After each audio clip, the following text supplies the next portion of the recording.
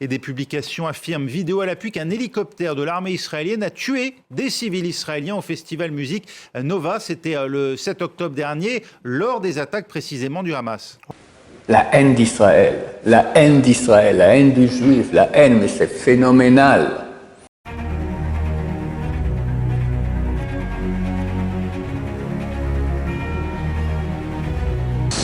Ce jour dédié pour que tous les otages qui sont à Gaza soient libérés, rien sain sauf à la maison, qu'il n'y ait aucune perte dans cette guerre pour le peuple d'Israël,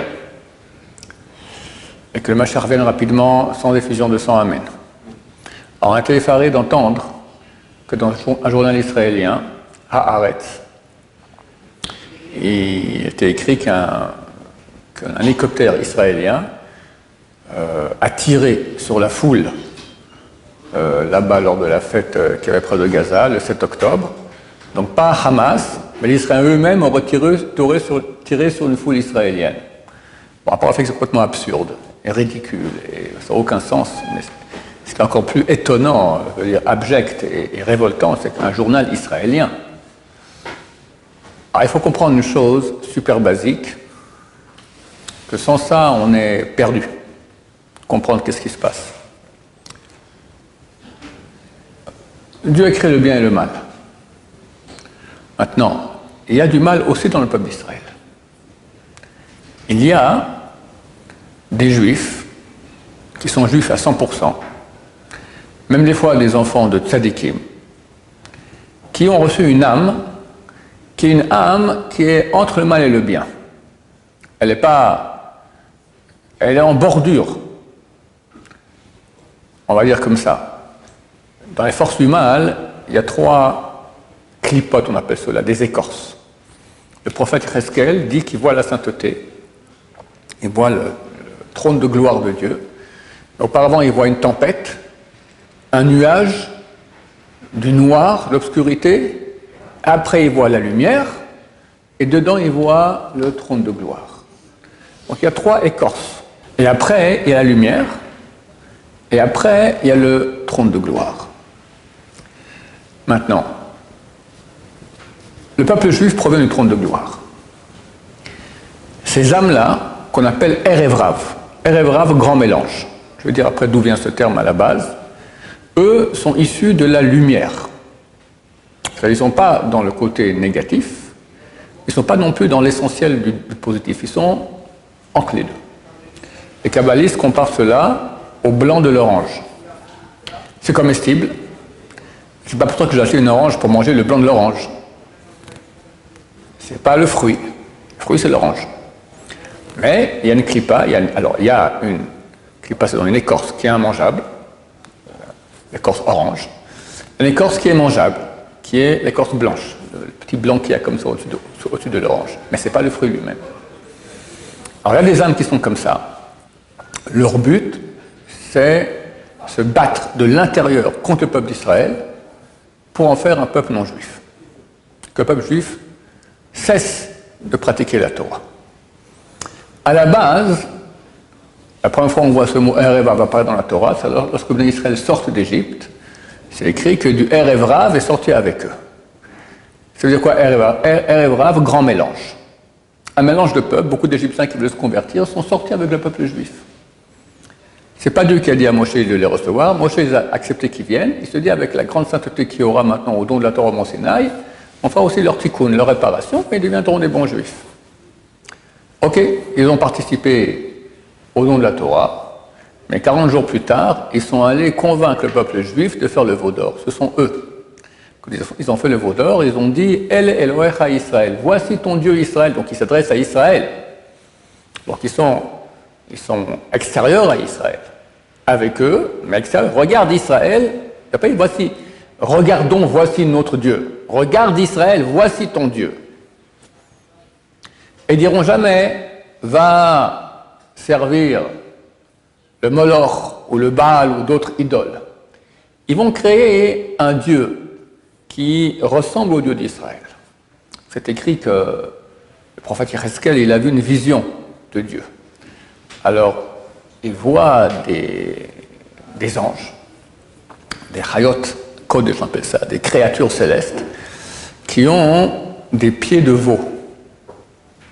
Mais il ne voit pas le reste, c'est beaucoup trop haut déjà pour lui. Il ne peut pas voir comment est le reste.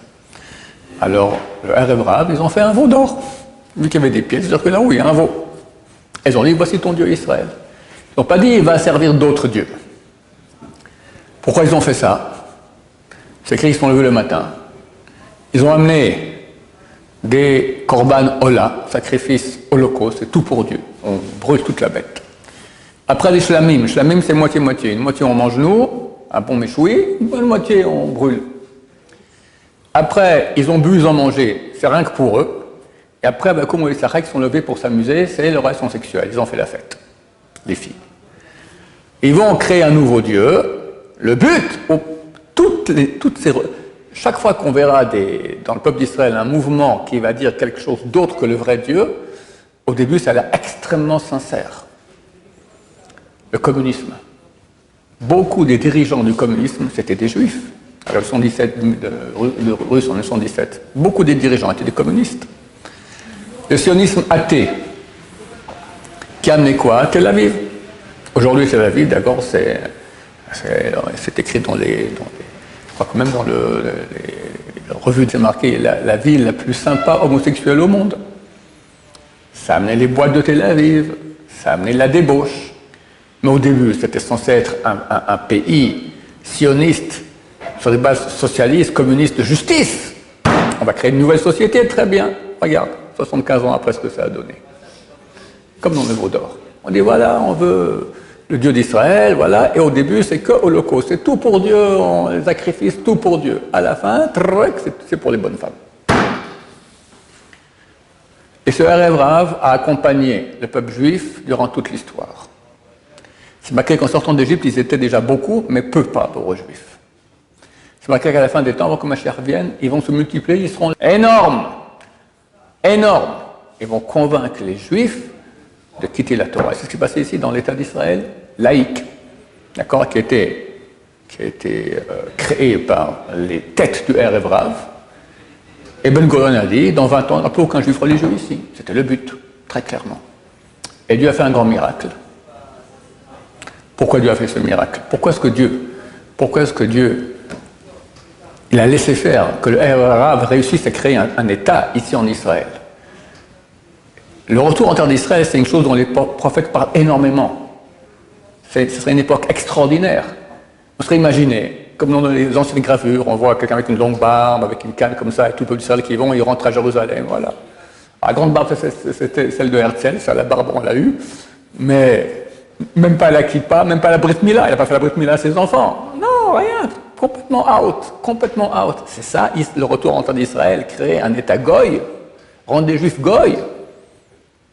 Nos frères Ashkenaz, alors depuis 1850 environ, ils ont dû s'opposer à ce mouvement d'émancipation qui a dit sois homme.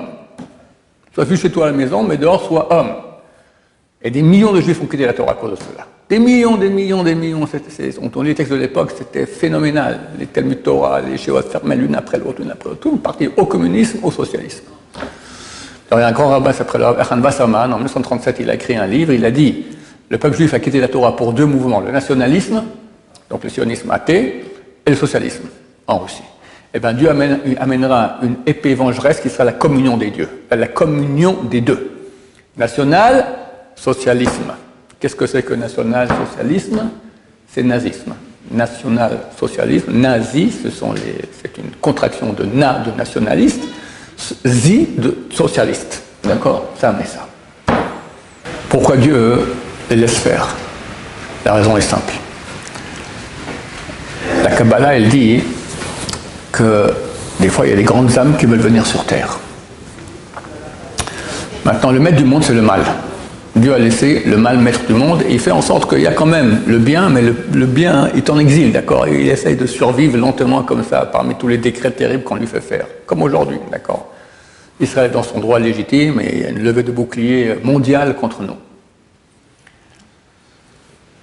Jamais le côté du mal va accepter qu'une âme grande vienne sur terre. Parce qu'une âme grande juive qui vient sur terre, elle va faire beaucoup de mitzvot. faire beaucoup de sainteté. Et lui, il se bat qu'il n'y ait pas de sainteté.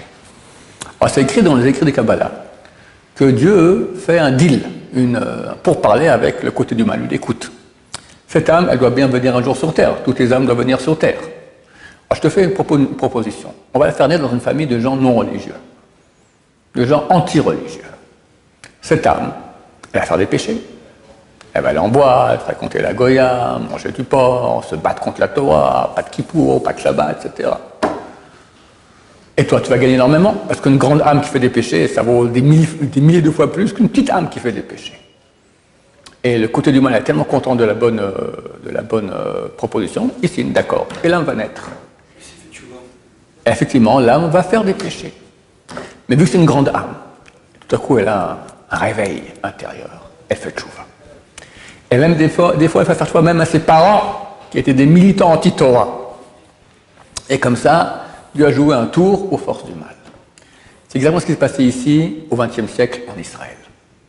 Jamais les peuples auraient accepté que le peuple d'Israël juif, pratiquant, revienne en terre d'Israël. Impossible. Jamais ils l'auraient accepté. Alors Dieu leur a dit, écoutez, vous êtes une bande de nuls. 2500 ans que vous avez les juifs sous votre main, dans vos pays, sans armée, sans rien. Vous n'avez pas réussi à les éliminer. Chaque génération, vous faites des décrets contre eux pour les éliminer. Vous n'avez pas réussi. Vous êtes des nuls. Même la Shoah, ok, un tiers, bravo. Mais il y a 2 tiers qui sont encore vivants. Comme ça, Dieu leur a dit, aux forces du mal. Je vous propose un truc bien meilleur. Vous êtes des nuls. Donnez la besogne aux Juifs. Il y a maintenant des Juifs qui sont anti-Juifs, qui sont anti-Torah. Donnez-leur la terre d'Israël. Tous les Juifs vont venir en terre d'Israël. Ils seront dirigés par ces gens anti-Torah. Vous aurez un peuple entier en Israël qui va commencer à haïr la Torah. Le 1er septembre, le grand génération de Rav Shach, il jeûnait. Il disait, il y a plusieurs centaines de milliers de jeunes gens qui vont à l'école apprendre que la Torah, c'est des bêtises. Il ne faut pas imaginer la haine de Torah qu'il y avait dans ce pays. Maintenant, ça commence à changer. Qu'il y avait dans ce pays. C'est phénoménal. Lorsqu'il y a eu le 7 octobre, il y a un mouvement extraordinaire. Tous les soldats ont demandé à avoir des talis de katan. Je crois qu'il n'y en a plus aucun qui n'a pas un talit de katan. Il y a une bonne femme de Erev Rav qui a parlé à la Knesset, qui a dit c'est terrible. Chaque fois qu'il y a une guerre, les soldats descendent à un niveau de moralité le plus idiot qu'il puisse y avoir et demandent talit de katan. C'est quand ça va cesser ces bêtises-là. À la Knesset, comme ça, elle parle. Moi, je viens d'une famille israélienne. Quand j'ai fait tchouva, j'avais mes cousins, cousines, on s'aimait bien. Mais il y a eu une levée de boucliers, une haine contre moi. J'ai pas compris. J'ai compris, ils ont reçu une éducation anti-Torah, anti-Torah, anti-Torah. Je fais tchouva, c'était terrible. Alors Dieu dit au côté négatif, Torah and Gay Pride, international, à Jérusalem, la ville sainte, la veille de Rosh Hashanah, le jour du jugement. C'est bon ça? Tu auras quelques centaines de milliers d'enfants qui vont aller le 1er septembre et toute l'année apprendre à l'école que la Torah c'est des bêtises. Tu auras la queue pour les boucheries de porc. Tel Aviv sera la ville la plus sympa homosexuelle au monde. Etc., etc., etc. Le côté du mal, c'est bon, allez, donnez-moi. On signe. L'ONU vote, on donne cette terre au peuple d'Israël. Pourquoi ils ont fait une chose pareille? L'ONU, c'est pas l'ONU, c'est l'OLU. C'est l'organisation des loups unis. Le peuple d'Israël comparé à une brebis parmi 70 loups qui veulent la dévorer. À la fin, les loups disent, on te donne maintenant, tu peux rentrer dans ta terre. Ça sent le coup fourré, bien sûr coup fourré. Parce que ces juifs-là, du Erev Rav, vont faire du peuple d'Israël un peuple goy. Et Dieu a fait un miracle extraordinaire. Que les juifs orthodoxes font beaucoup plus d'enfants que les laïcs. On s'en va être 7,2 enfants, les laïcs font 1,7. Et la tchouva.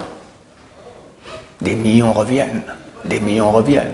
Et les laïcs disent, qu'est-ce qui se passe ici? Trop tard, Balthazar. Les peuples disent, qu'est-ce qui se passe ici? On voulait un pays laïque. On y est. Pourquoi est-ce que le monde entier s'est levé lorsqu'il y a eu la réforme judiciaire? La réforme judiciaire. Le saint des saints du Erev Rav, ça s'appelle la Cour suprême israélienne. C'est eux qui font toutes les lois contre la Torah. au nom de la justice, d'accord. Et l'actuel gouvernement a voulu éradiquer leur pouvoir. Ça a fait une levée de bouclier dans le monde entier. Biden, mais de quoi tu te mêles? L'ONU, c'est un truc interne à nous au niveau de la loi. Comment on fait? On veut que ce soit une loi qui provient du peuple. Majoritaire, pas une bande de mafieux, soi-disant juges, qui vont faire des lois comme eux y pensent. Pourquoi Dieu a fait ça? Parce que jamais les goïms auraient accepté qu'on revienne en tant que religieux. Alors il a fait une sorte de... Il a donné un certain pouvoir au Réva un certain temps. Maintenant, leur fin est arrivée. Alors, depuis 7 octobre, encore plus, parce que là, il y a eu un réveil extraordinaire. Maintenant, le deuxième saint des saints de Rêve Rav, c'est les médias. La haine d'Israël, la haine d'Israël, la haine du juif, la haine, mais c'est phénoménal. Je me souviens que j'avais vu une trentaine d'années une étude qui était faite, on voyait les images des nazis, les caricatures qu'ils faisaient contre les juifs, d'accord? Ils ont fait une étude comparative. T'as une caricature, t'as la même caricature, mais israélienne contre les religieux. Le même truc, le même cliché qui reviennent sans cesse, que les nazis. Et là maintenant, Haaretz, qui fait partie des médias du Saint des Saints, le Rêve Rav, écrivent que un hélicoptère israélien tire sur la foule. C'est un Rêve Rav. Ils veulent la fin du peuple d'Israël. Ils veulent faire de nous un pays goy. Le 7 octobre a fait tellement d'effets contraires. Avant 7 octobre, la gauche était très puissante. On parlait beaucoup contre la religion, c'est fini maintenant. Combien de gens de gauche sont passés du côté religieux? Combien de gens ont fait tchouva? Phénoménal, ça c'est le bon Dieu. Tac, alors on ne demande pas des choses pareilles. Mais en tout cas, eux maintenant, se sentent maintenant en très grande minorité, en train de perdre. Il faut gagner un peu du terrain. Alors ils envoient un fake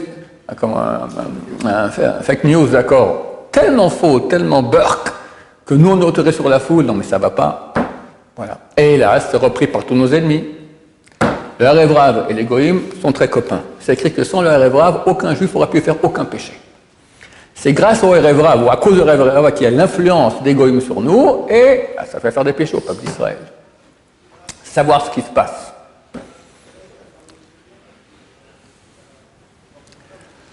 Ok, ben voilà, donc on va dire que leurs jours sont comptés. Il ne reste pas longtemps, Bezrat Hashem. Il faut continuer à faire tchouva. Beaucoup de Torah. Le meilleur moyen d'éradiquer le Rêve Rav, c'est l'étude de Torah. On va expliquer d'où ça vient.